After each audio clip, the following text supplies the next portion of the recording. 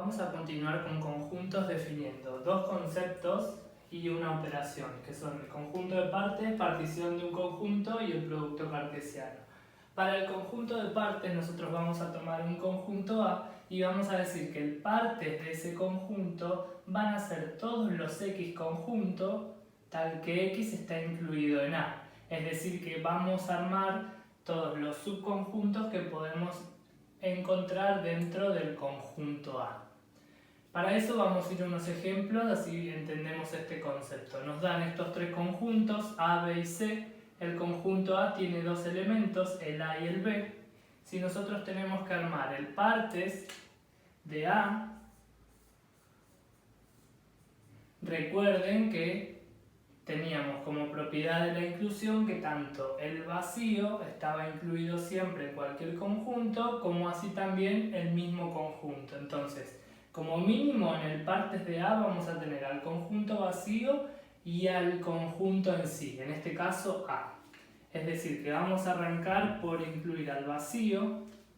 ¿Qué otro conjunto podemos armar con estos elementos? Sí, podemos armar el conjunto A, el conjunto B y el mismo conjunto A, que es el AB.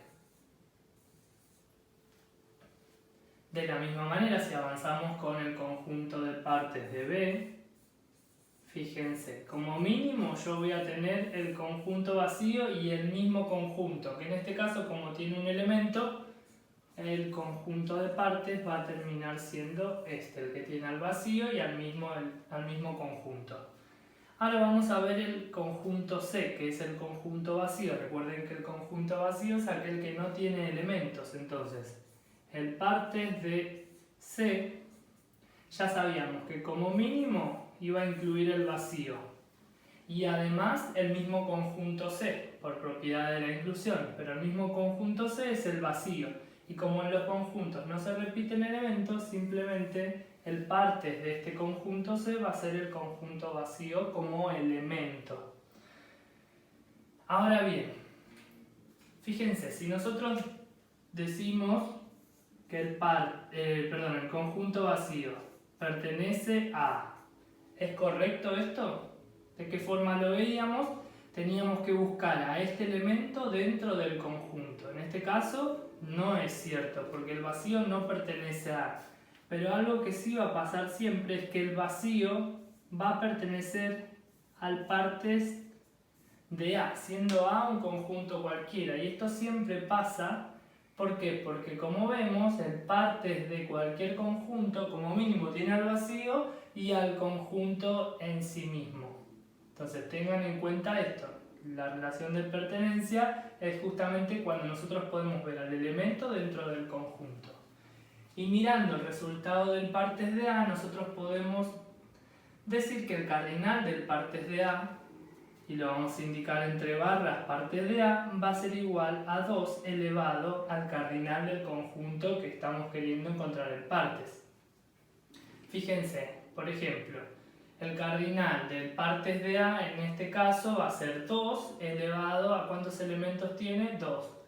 2 al cuadrado. Entonces nos va a dar que el partes de A tiene 4 elementos. Con la demostración que dice que el partes de A unión partes de B está incluido dentro del partes de A unión B. Esto significa que cualquier conjunto definido en el partes de A unión partes de B también tiene que estar incluido en el partes de A unión B.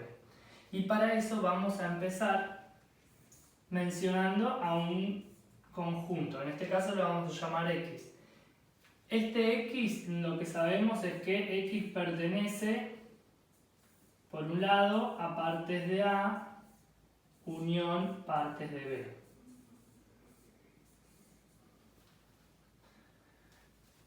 ¿Esto qué significa? Por la definición de unión, lo que podemos decir entonces es que nuestro X va a pertenecer al partes de A o nuestro X va a pertenecer al partes de B. Ahora bien, mirando la definición de partes, si nosotros decimos que el conjunto X pertenece al partes de A, es porque X está incluido en A. Y de la misma forma, si X pertenece al partes de B, es porque X está incluido en B. Y vamos a escribir eso. ¿Gracias a quién? A la definición del conjunto de partes. Es decir, que vamos a poder escribirlo como que X está incluido en A o X está incluido en B. ¿Cómo podemos seguir? Y bueno, utilizando la definición de la unión, podemos decir entonces que X está incluido o es igual a A unión B. Y de esta manera, si X está incluido dentro de A unión B, un conjunto, utilizando la definición de partes, lo que podemos decir es que X pertenece al partes de A unión B. Y de esta manera, avanzando con el siguiente concepto, una partición en el conjunto, nosotros vamos a partir de la base de que tenemos un conjunto distinto del vacío y además un conjunto P definido como A sub 1, A sub 2 y una A sub n. En donde vamos a decir que P es una partición de A si solo si cumple tres condiciones. La primera condición, que cada A sub I que conforma nuestro P sea distinto del vacío.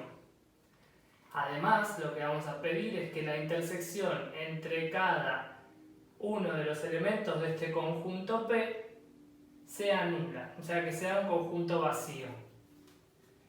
Y por último, la tercera condición es que si hacemos la unión de cada uno de los conjuntos de P, nos tiene que dar el conjunto A. En definitiva, si nosotros vemos gráficamente qué es lo que estamos logrando con esta partición, es de alguna manera nuestro conjunto segmentarlo mediante una partición en donde cada uno de estos elementos va a ser una sub 1, una sub 2, A sub 3 y A sub 4. Es decir, que si armo el conjunto formado por A sub 1, A sub 2, A sub 3 y A sub 4, estoy armando mi P, que sería la partición en el conjunto A, si es que cada uno de estos elementos cumple con estas condiciones que mencionamos antes. Entonces, vamos a analizar este ejemplo en donde nos dan un conjunto A formado por el 1, 2, 3 y nos preguntan cuáles de estas son partición. Vamos a P sub 1. Lo que tenemos que ver es que cada elemento cumpla con estas condiciones. Tenemos como elemento el conjunto 1, 2 y el conjunto 3. Fíjense que para este caso, cada A sub I es distinto de vacío porque tiene al menos un elemento. O sea, la primera condición está ok. Vamos por la segunda. La intersección de cada uno de los elementos tiene que ser vacío, o sea que no tengan nada en común. Este conjunto no tiene nada en común con este, con lo cual la intersección va a dar vacío. Y por último me dice que la unión de cada uno de los elementos sea el conjunto en sí. En este caso, si hacemos la unión de 1, 2 con 3, fíjense que nos va a dar el conjunto A, con lo cual este sí es una partición. O sea que una forma de dividir a este conjunto es esta, P sub 1. Vamos a P sub 2. En P sub 2 nosotros tenemos los conjuntos 1, 3 y 1, 2. La primera condición la cumplimos porque cada sub i es distinto de vacío, porque al menos todos tienen un elemento. A la segunda condición, la intersección de cada dos de los elementos que tengamos en este nuevo conjunto tiene que ser vacío. Fíjense, acá vemos que el primero tiene 1 y el tercero también tiene 1. Entonces esta intersección no daría vacío. Con lo cual, al no cumplirse una condición, ya directamente podremos decir que esta no es una partición en el conjunto P sub 2. Vamos a P sub 3. La primera condición nos decía que cada A sub i sea distinto de vacío. En este caso, fíjense, acá ¿quién tenemos? Justamente al conjunto vacío, que lo podemos escribir de esta forma o de esta otra. Entonces, al no cumplir la primera condición, directamente ni seguimos evaluando. Partición en un conjunto nos va a servir muchísimo para cuando veamos equivalencia. Es un concepto que vamos a tener en claro junto con este dibujito. Y por último, lo que tenemos que ver es el producto cartesiano. El producto cartesiano, vamos a partir de la base de que tenemos dos conjuntos y lo vamos a nomenclar AXB, va a ser igual, fíjense que ahora cada elemento de este producto cartesiano va a ser un par ordenado que tiene una componente X y una componente Y. Y que la particularidad que tiene esto es que X va a pertenecer al conjunto A e Y va a pertenecer al conjunto B. De esta manera armamos el producto cartesiano entre estos dos conjuntos. Vamos al ejemplo donde tenemos el conjunto A formado por AB y el conjunto B por 1, 2. Si queremos armar este producto cartesiano, lo que tenemos que lograr son estos pares ordenados que voy a armar con el producto de estos dos. Es decir, acá me dice A por B. Voy a tomar cada elemento del conjunto A y lo voy a combinar con cada elemento del conjunto B. ¿Cómo? Mediante pares ordenados. Es decir, el primer elemento de A es A y el primer elemento de B es 1. Si seguimos, puedo decir A y el segundo elemento de B. De la misma manera voy a seguir con el segundo elemento del conjunto A, que en este caso es B. B con 1. Y de la misma manera B con 2. Es decir, que si pensamos en el cardinal del producto cartesiano, ¿cuánto nos dio? 1, 2, 3, 4. Tengo 4 elementos.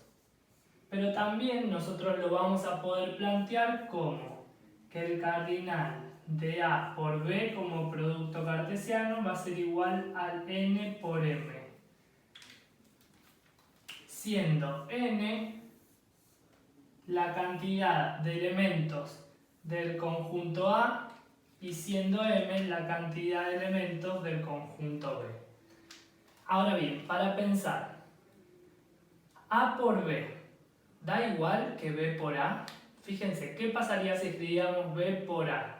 En este caso, el primer elemento de cada uno de estos pares ordenados no sería un elemento del conjunto A, sino sería un elemento del conjunto B. ¿Está bien? Entonces generaríamos otro conjunto, con lo cual vamos a decir que esto no es cierto, no es igual, porque lo que sucede es que no es conmutativa la operación. Entonces, por último, vamos a demostrar este ejercicio, que justamente trabaja con producto cartesiano. En este caso nos dice A por, y nos da B intersección C, es igual a A por X, perdón, AXB intersección AXC.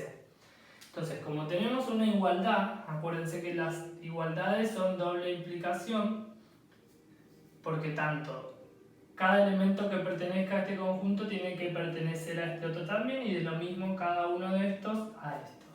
Entonces vamos a arrancar por una de esas implicaciones. En mi caso voy a arrancar por esta y voy a tratar de llegar a esta otra, y luego vemos si es necesario hacer la otra rama o simplemente marcando la vuelta y validándola nos alcanza. Y para eso, fíjense, como tenemos un producto cartesiano, nuestros elementos ya no van a ser un X solo, sino que va a ser un par ordenado. Vamos a decir que para todo XY, nosotros sabemos que este XY va a pertenecer a A por B intersección C. Entonces lo que podemos hacer acá es utilizar la definición de producto cartesiano y decir, bueno, que justamente este X va a pertenecer al conjunto A y este Y va a pertenecer a la intersección. Es decir, que X va a pertenecer al conjunto A y además Y va a pertenecer a B intersección C. De la misma manera podemos seguir con la definición de intersección y escribirlo como x pertenece a, y lo que vamos a estar diciendo entonces es que x pertenece a b y x pertenece a c. Perdón, esta es la variable y.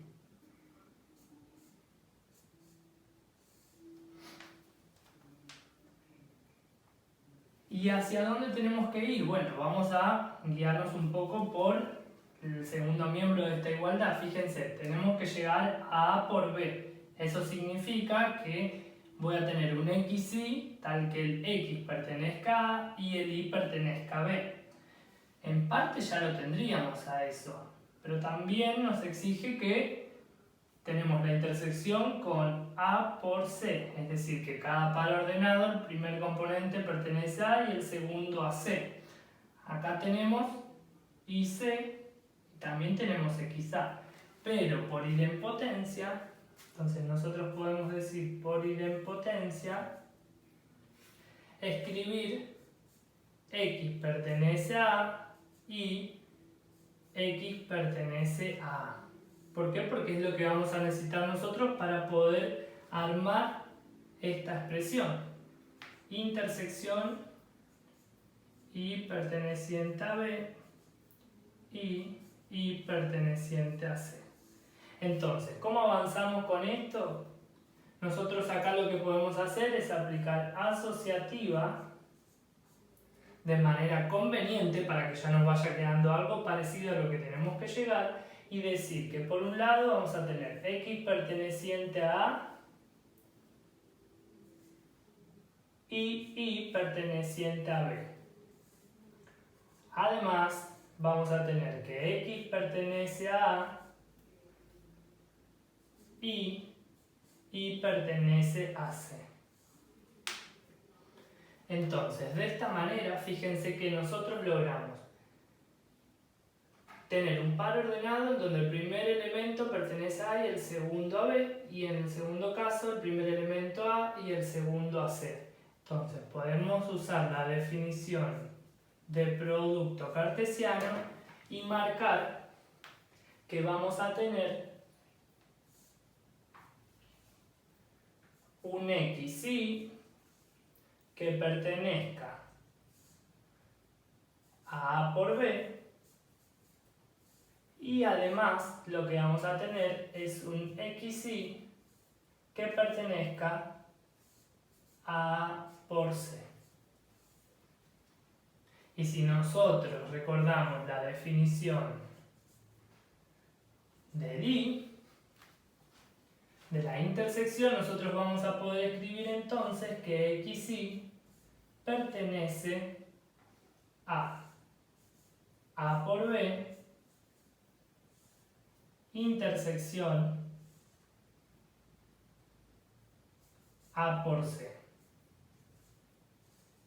Fíjense que llegamos al segundo miembro, pero ahora tenemos que probar la vuelta, o de ser necesario, demostrar el camino contrario. Es decir, que partimos de que tengo un XY perteneciente a A por B intersección A por C, y fíjense, por la definición de intersección llegamos a plantear este término. Por la definición del producto cartesiano, a expresarlo de esta manera. Por la propiedad asociativa podemos expresarlo de esta.